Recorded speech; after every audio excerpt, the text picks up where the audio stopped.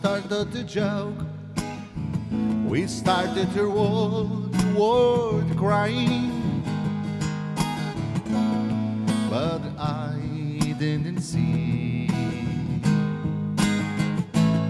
that the joke was on me.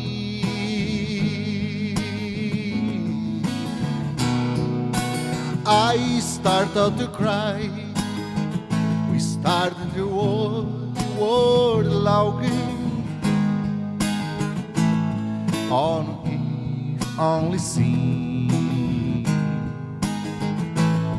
that's the joke, what's on me.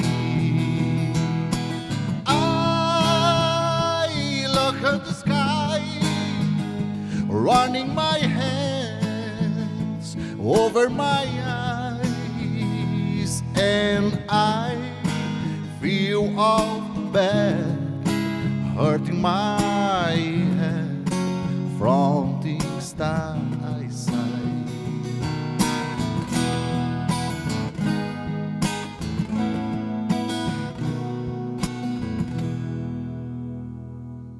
15 de março de 1964, na cidade de Teherã, o país, o Irã. Filho de Zacaria, de saudosa memória, e de Al-Shafol Sadah. Tem um irmão, uma irmã. A sua religião, Bahá'í, casado com Adriana Zimmermann, rio-sulense. Pai de Moner, 21 anos, cursando medicina na Unidade. Como hobby, gosta muito de assistir filmes, ver muita televisão, os noticiários, a cultura que me traz conhecimento. O time do coração não tem, mas simpatiza com o São Paulo Futebol Clube. As músicas que ele adora, as bandas, Led Zeppelin, Pink Floyd e Bee Gees, que o nosso estimado Baby nos proporcionou na abertura. Os pelinhos bateram palmas. Como prato, adora fazer as suas receitas, normalmente massas. Como bebida, adora uma Coca-Cola bem gelada.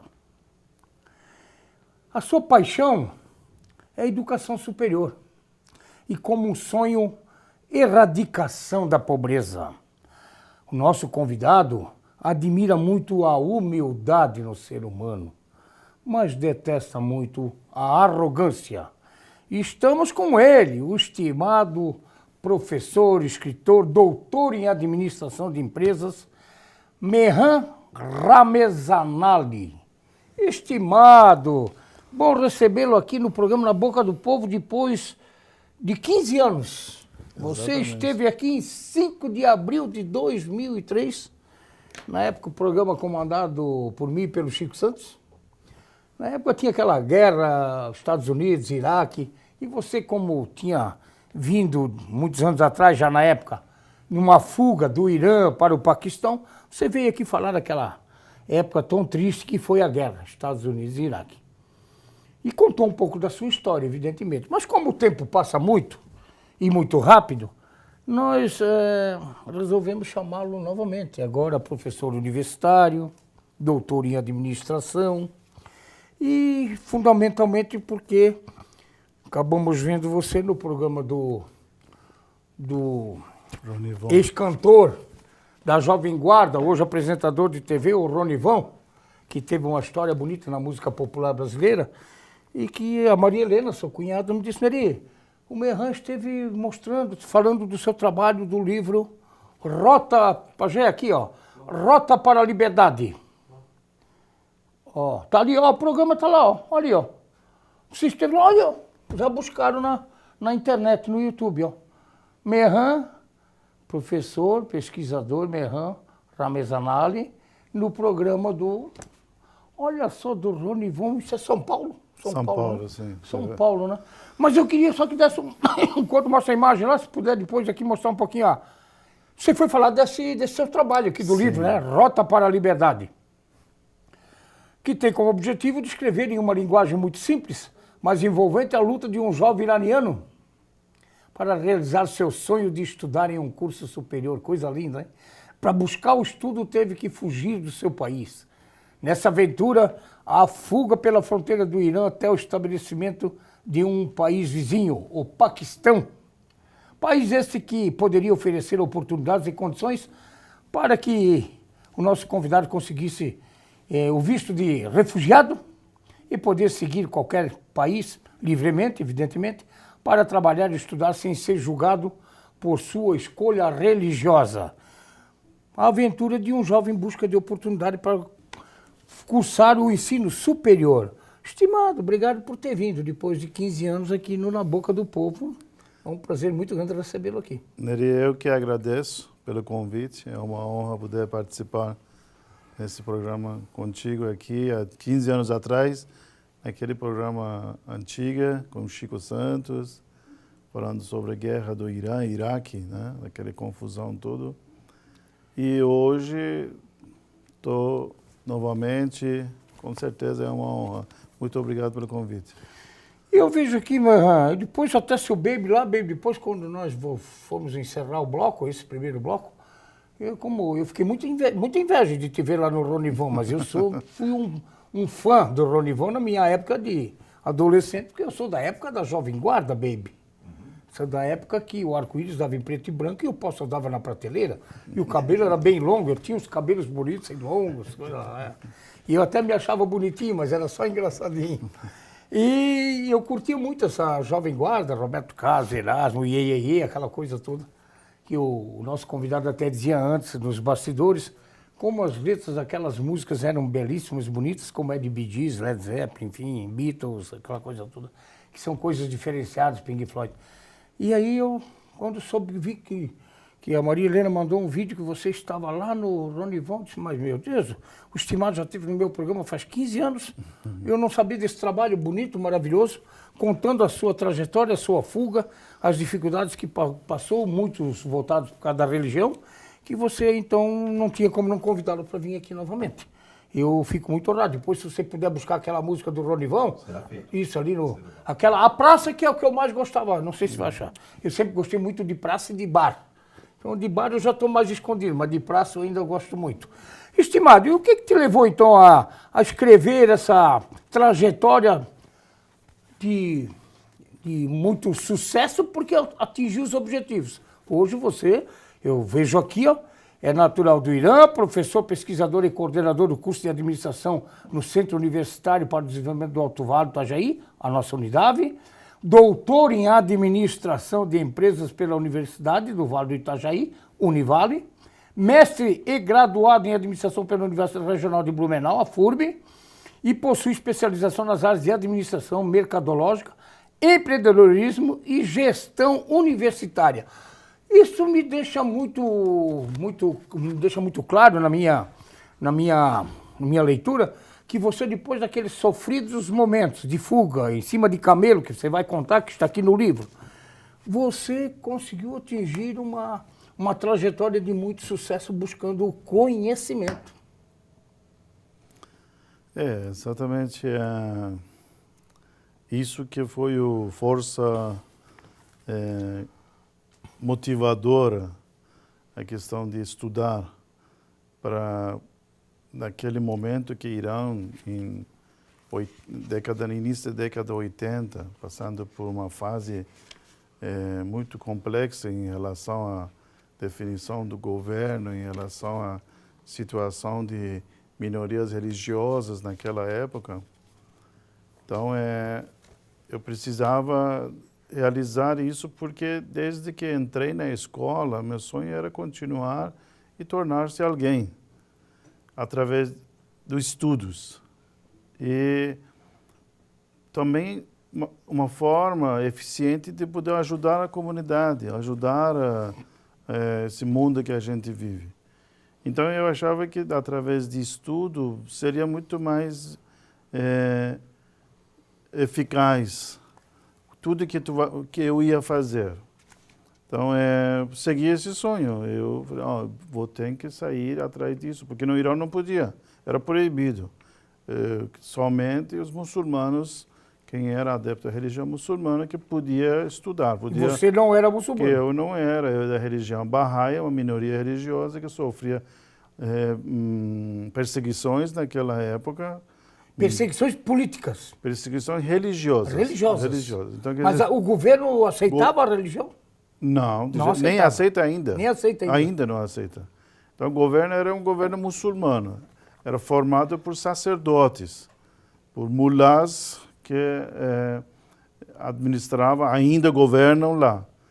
E eles não aceitavam a religião Bahá'í como uma religião divina. Então, para eles, quem era Bahá'í era inimigo de Deus. Era inimigo de Deus. De Deus. Então, eles perseguiam nas escolas, né, nas universidades, nas grandes empresas multinacionais ou órgãos públicos, tinha formulário, você preenchia, dizia religião. Botava Bahá'í, estava fora. Estava fora. Rifado. Bebe, tem alguma pergunta? Fiquei curioso com a religião Bahá'í. Sim. É fundamentada em que sentido essa religião? Bom, e se ainda você segue a mesma religião? Sim, ainda com certeza. Meu princípio de vida é minha religião. Então, tudo que eu faço é conforme minha religião. A religião Bahá'í é uma religião nova. Nasceu há 170 e poucos anos atrás no Irã. O fundador da religião Bahá'í se chama Baha'u'lláh, quer dizer glória de Deus em árabe. E ele trouxe uma mensagem que é adaptado para a realidade que nós vivemos hoje. Então, o que ele prega é uma língua universal, igualdade entre homens e mulheres, eliminação de preconceitos de qualquer gênero, paz, unidade mundial. Então, são coisas que talvez há 2.000 anos atrás, 1.500 anos atrás, era impossível falar. Ainda hoje, a igualdade entre homens e mulheres é... No Brasil tem alguma vertente dessa religião Bahá'í? Não, a religião Bahá'í, ele não tem, digamos, divisão, é único. Mas no Brasil tem em torno de 70 mil adeptos, né? E tem em várias cidades, tem sedes Bahá'ís. A religião Bahá'í não tem cleros, não tem pastor, ou não tem padre. Não tem padre, pastor? Não tem igreja. Não tem igreja? Não, tem sedes Bahá'ís, ou centros Bahá'ís, onde existem livros e as pessoas se unem, eles fazem orações, leem escrituras sagradas, e cada um interpreta, porque a palavra de Deus é simples, não precisa ninguém interpretar. E o Deus dessa religião Bahá'í é o mesmo nosso Deus? É único, é exatamente. Único. É o mesmo Deus que todo mundo, um chama de Allah, outro chama de God, outro chama de God. Jeová, é tudo mesmo. E veio do seu pai, seu Zacarias, né? Zacarias? Sim, eu nasci numa família Bahá'í, né?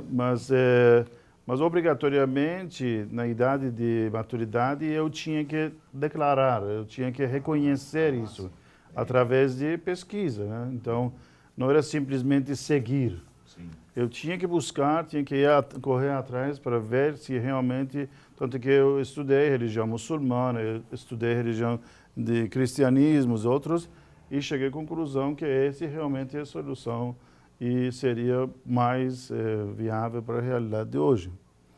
Então, a gente tem princípios que justamente não confundem, vamos por cabeça, de alguns desses outros que são fanáticos e buscam manter esse fanatismo nos seus adeptos, nos seus querentes, para poder aproveitar dele.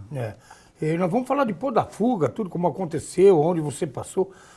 Eu vejo aqui que é fácil de seguir o livro, que é um livro relativamente de poucas páginas e de leitura muito fácil. Isso é uma coisa maravilhosa, porque daí você não tem o cansaço da leitura e tu lê o livro com rapidez. Eu pincelei ele praticamente todo ontem à tarde vendo televisão em casa.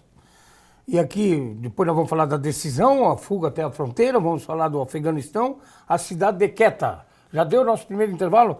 E eu queria que depois você voltasse no intervalo, além de falar de você, falar que o prefácio foi você mesmo que Sim. é o autor, né, que é o nosso Mehran. E você fala aqui da Pérsia Antiga, conhecida como território iraniano, a civilização milenar, você dá um destaque aqui, o planeta dividido com a antiga Grécia. A partir de 79, o Irã absorveu uma revolução popular que visava derrubar a monarquia de quase 10 décadas de Sahar Reza Pahlavi, né? Pahlavi, né?